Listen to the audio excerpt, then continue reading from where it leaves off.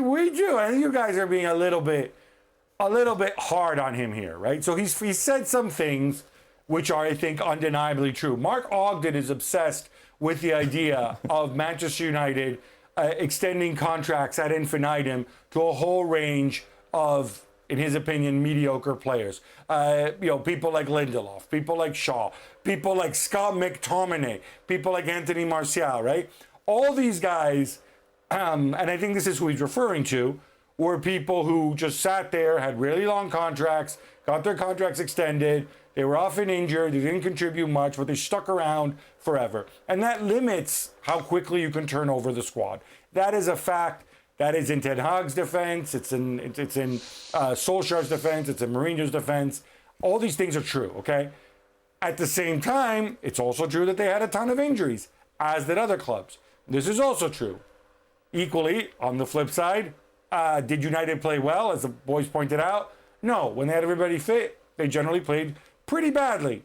And secondly, when Ten Hag had the opportunity to fix things, to make signings, he made signings that, on the whole, generally were pretty bad. Whether it's Antony or whether it's Mason Mount, who then gets injured straight away, doesn't contribute. Whether it's Eriksen, who contributes nothing. Whether it's Malacia, who then gets injured and misses the whole season.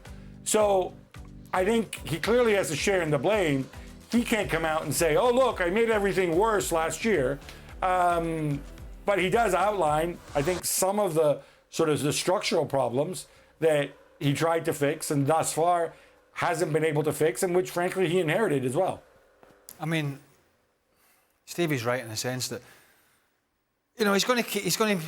When you're manager at Manchester United, it's a big story, right? Because they can argue about teams and performances, but this is a club that is one of the biggest around the globe. Mm-hmm. So it has a following that needs answers and quotes and press conferences and all that. I really don't give a stuff what he says. I mean, you guys might talk about it quite a lot in the coming weeks and that, but Well, where are you? I think he's going to be judged on. What do you mean? Why aren't you here? Where are you going? 2 days and I'm going on holiday. There you go, you see. 2 days I'm on holiday. So you got, I don't really care. And I know it'll be a talking point, is at the end of the day, we're just going to judge them. I don't care if they get beat 3-0 in the next friendly, 4-0 in the next friendly, because Stevie and I talked about this the other day. The only thing that matters is when the trap's open and the starter's gun goes, the Premier League season. Yep. So he can talk all the gobbledygook that he's talked for the last 18 months. He can do it all he wants. At the end of the day, if he gets results and they get off to a flying start, he'll be praised. And if he doesn't, he'll probably be hammered. I don't think he's helping himself with some of the things that he's said. In terms of Manchester United fans not accepting it, I think a lot of them do accept what he says. I think a lot of them have really fixed the bayonet because they won the FA Cup and Erik ten Hag's the greatest thing since sliced bread in some of their eyes. I think there are some a little bit more brighter than that, but there's a lot who are not. And the bottom line here is we're judging people when the season starts. This is just all sort of peripheral nonsense. Unfortunately, it is Manchester United, and unfortunately, Erik ten Hag is quite good at dropping the odd line in here or there. The pressure... sorry. Oh, you want to... I was going to move on. Just let me... The people at Manchester United are not helping this guy, and his coaching staff are not helping him. Somebody should be telling me, shut up. Right. Just, stop talking. And he seems to be talking more than he did previously. Right. Keep your mouth closed. Yep. Keep every press conference, get in, get out, say as little as possible. Don't even reference last year. Because he keeps answering all these questions and talking about it. Somebody needs to get a hold of him and say, look... Right. It's a bit like us. That's enough. That's enough. Shut up. It's a bit like us. We should stop talking. Well, because he just keeps digging himself a bigger hole, Gab. That's why. Don't you? Just because you're asked a question, you don't have to answer it.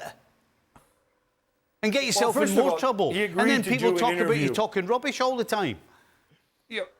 Okay, but Stevie, he's not talking in a press conference, right? He agreed to do an interview because he felt it was important to get his point across. He also said in that interview, oh, if That's Manchester my United thought they point. could get a Don't better do the manager than me, interviews. then I'd be dropped Gab, tomorrow. don't do the interviews. And- Don't. Why are you... That is... As a coach, the last thing you want to That's do a is fair talk, point. is talk to journalists. So why are you organising an interview? I think he There's really no journalists wanted... following you. Seriously. Stevie, What's all about?